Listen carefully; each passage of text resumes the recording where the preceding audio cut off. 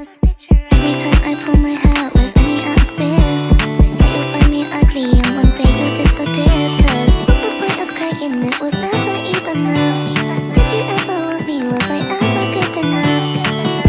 Good boys are layup. Good boys are layup. Baik. Assalamualaikum warahmatullahi wabarakatuh.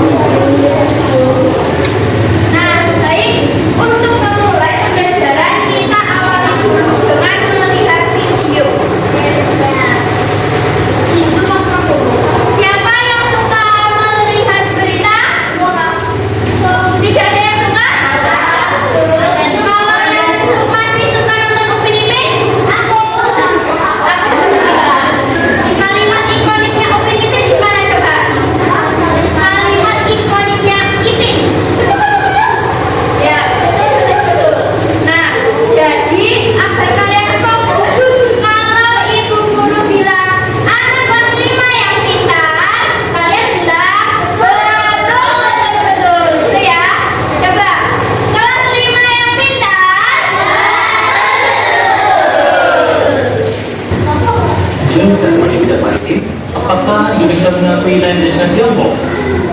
Kunjungan Presiden Prabowo ke Tiongkok membuahkan sejumlah investasi dan kesepakatan. Salah satu yang menarik perhatian adalah kesepakatan kerjasama di bidang kemaritiman.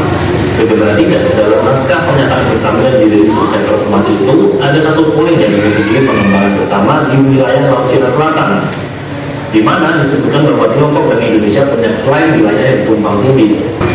Pengajar hukum internasional di Universitas Indonesia, Aristio Iskandar. Apa tadi? Berita tentang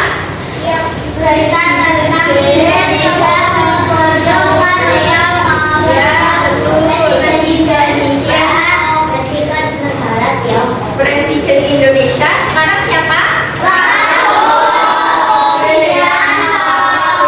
Beliau berkunjung ke Tiongkok untuk mendiskusikan masalah kemaritiman.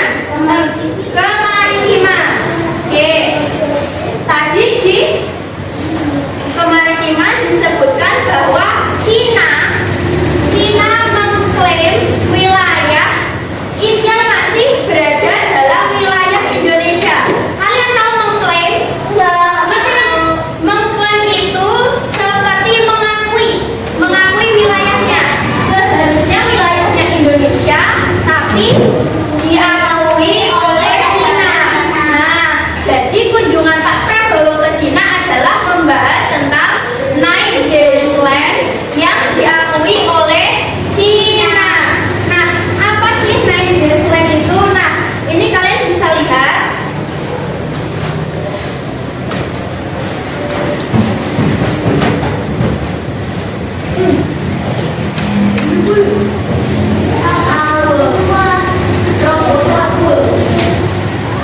Ini negara kita, negara Indonesia. Nah, Cina mengakui wilayah Nine Days Land. Nine itu apa? Nine Days Land. Land itu artinya garis. Nah, Cina itu mengakui wilayah ini. Ini kan Pulau Kalimantan ya? Mengakui bahwa yang berada di dalam garis ini adalah milik Cina. Nah, kenapa dikatakan 9? Nah, ini bisa dihitung 1, 2, 3, 4, 5, 6, 7, 8, 9. Nah, itu diakui oleh Cina. Nah, apa yang terjadi jika wilayah Indonesia diakui oleh Cina? Kedaulatan Indonesia akan kedaulatan Indonesia akan hancur. Maka dari itu Pak Presiden Prabowo berangkat langsung ke Cina untuk mendiskusikan hal ini.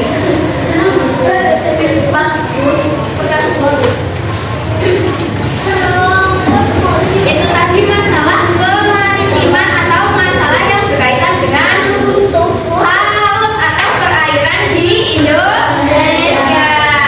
Sekarang kita lihat video Indonesia dikenal sebagai negara agraris, namun sayang yang masih tersandra oleh krisis pangan atau akibat produksi pertanian yang tidak optimal.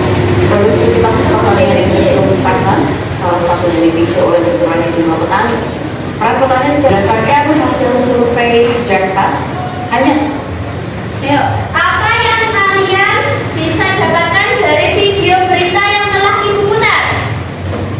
Indonesia merupakan negara agraris yang tersandra krisis pangan. Dari berita yang telah ditayangkan tadi, mengapa Indonesia tersandra krisis pangan?